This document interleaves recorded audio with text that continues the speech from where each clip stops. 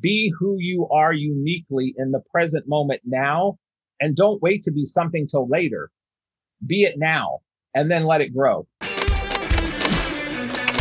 Hey guys, welcome back to the Leadership Stack Podcast, the podcast for entrepreneurs by entrepreneurs to increase your leadership, teamwork, and profits. This is your host, Sean C., aka Mr. CEO at 22.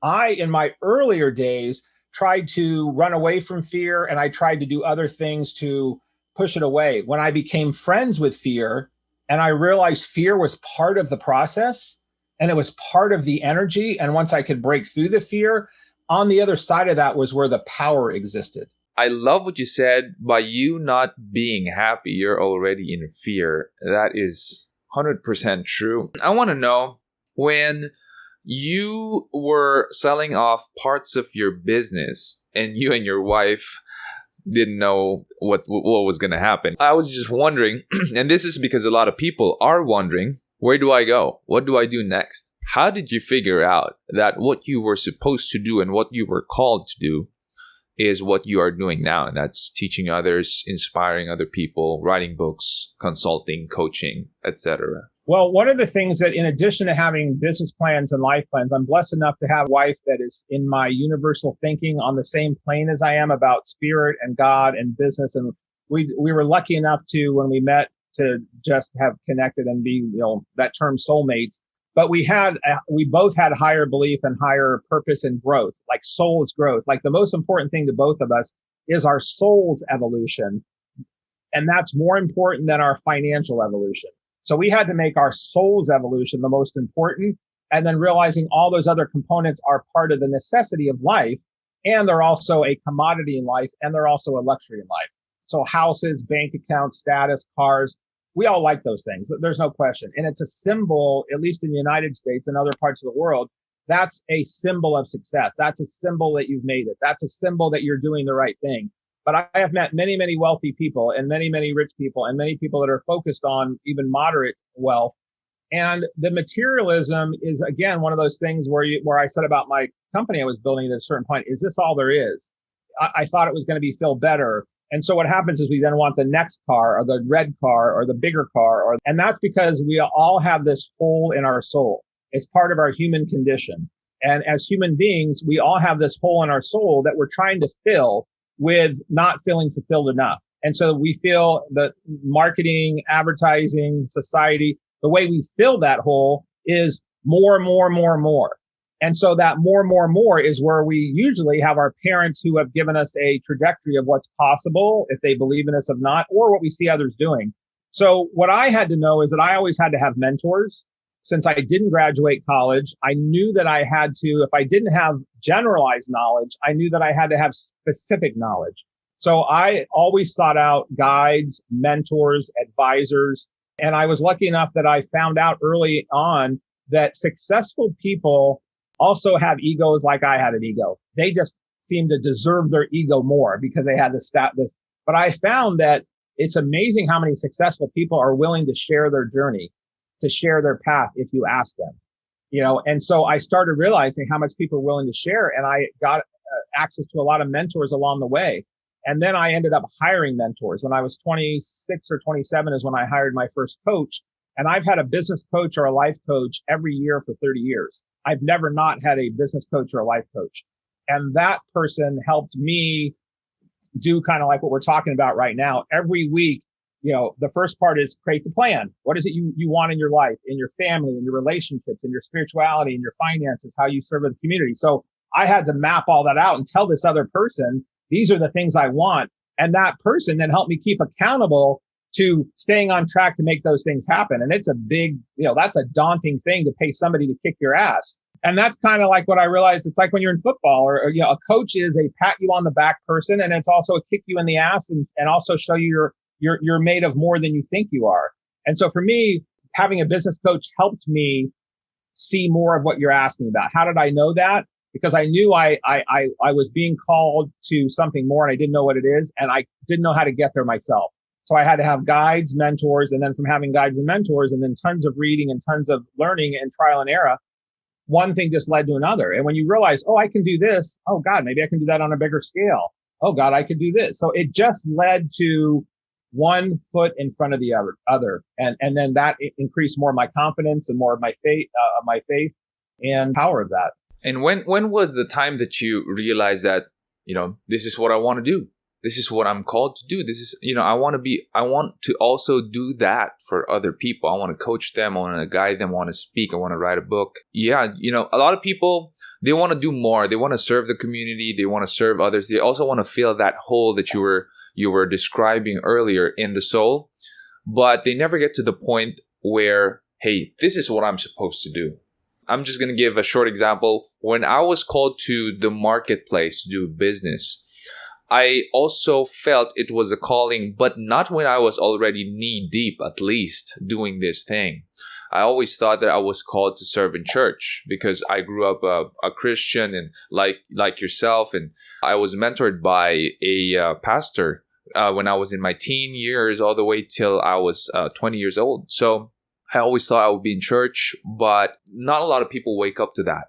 You and I are fortunate enough, but this is about you and how you woke up to that and realized, because that's super far from being a CEO. That's super far from being a business owner. That's very, very far, certainly from doing business in real estate. Like, I could already think about, doing business in real estate, having 500 people. That's a lot of money that we're talking about. That's a lot of achievements. That's a lot of sales. How much can it be when I become a coach? How much can it be when I become a speaker and author? And how long will the journey take for me to get to where I want to be if I do that? Right? There are all of these questions, and I'm wondering, like, what was the aha moment that I'm just gonna do it. I'm just gonna do it. Well, and it's part of the intel chip that I implanted through that spiritual connection and spiritual intelligence of following instinct of that and trusting that I was going to be provided for in different ways. In my book that I just finished writing this last year is called The Iggy Principles. And the Iggy Principles is a return on a concept that Wayne Dyer, who was a writer, author, speaker, and a spiritual leader in the United States and also came global. But some of your listeners may have heard of Wayne Dyer.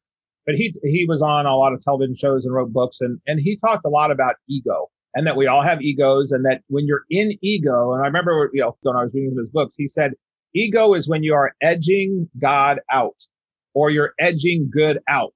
And I'm like, oh, that's kind of powerful. Like, we all have egos and we ever will not. So I thought, wow, what's the opposite of that, to remind myself, because I'm in my ego a lot in climbing corporate America, driving sales, driving revenue, hitting sales numbers, getting the title. That's partially about ego. And the good news I learned is that your ego can also serve you, and it's also necessary. The key is to be able to balance that. And so I said, well, what's the opposite of my ego if I'm trying to balance it? Like yin and yang on my wall or in my book, my cover is the yin and yang sign of the light and the dark and the higher and lower energies that we have. But that would be inviting God in, IGI, or inviting good in. So I had all these mantras that I would do on my daily. Am I an ego? Am I an Iggy? And I ego and ego. And then as I was a CEO, a president, a leader, every day I started realizing I don't have to wait until I am this to be that. So I started in my journey in corporate America, slowly starting to implement my beliefs. I was starting to teach personal development in my company, even as an executive CEO. And when I would have conventions or workshops or manager meetings, I would talk about higher purpose, higher meaning, making a difference, servant leadership. Are you happy? Are you joyful? So I realized I don't have to wait to be the author or the speaker. I can do that now. And I can start practicing it now wherever I am. So my recommendation to people is start where you are and start where you are. It's like if you've ever been to a mall when the malls used to be open and you have the map, the whole map, and then you have a little dot that says you are here.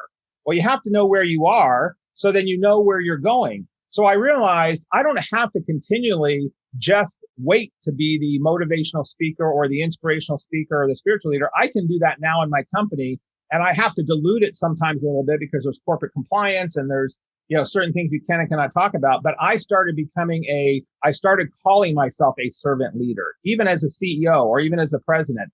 I started inviting outside speakers into the conferences or into our sales meetings that opened up people's minds to the possibility of life purpose and happiness. I started giving out books and sending people links to podcasts or shows. And so people go, wow, Steve's and people would say to me, boy, you're kind of like a motivational speaker. And in the back of my mind, I'd smile and say, yeah, one day I'll probably, I knew that eventually I wanted to do these things, but do it more universally. I wanted to do it so it was acceptable in more mass understanding than just in the company I was in. But why not start where I was? So if you are a administrative assistant, if you're a technology person, if you are a restaurant worker, wherever you are in your work, you can start practicing who you are and who you want to be, because it's really just about connection and how you show up for others, how you treat your customers, how you treat your fellow employees, how you then create your marketing ideas, how you turn in your reports to your boss, how you create computer code.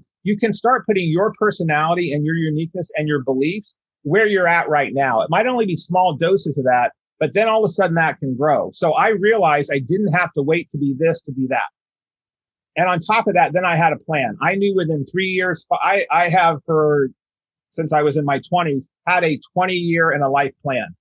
I knew where I wanted to be 20 years from now, 25 years from now, 10 year, 5, 3. And I knew that I had to let that ebb and flow, but I had to make the vision big enough and then have it unfold. So I guess I stepped into it along the way. And then I allowed the brick upside the head moments to realize, watch out what you ask for, because you might get it, because the universe is giving you exactly what you want. I just wanted it always to be on my terms. I wanted to run the company as a CEO, bring it to the heights that it was. And then I wanted to be the one that resigned and gave notice and transitioned out gracefully and made all that happen and then flow into this. Well, that didn't happen that way. After 15 years, the market meltdown, blah, blah, blah. I get fired. The universe forced me to go create a company to prove that I could also run an entrepreneurial company. And then when I was doing it, I then chose to then go do something else. So my point is, I realized, be present in the present moment. Be who you are uniquely in the present moment now, and don't wait to be something till later. Be it now, and then let it grow. It boils down on taking a step back, pausing, and thinking about the strategy. A lot of people, kasi we're on the fast lane, we don't even get to think anymore. We just, anong okay ngayon? Anong gumagana ba ngayon? Ano bang pwede gawin? What's hip? What's in? What's the easy way to do it?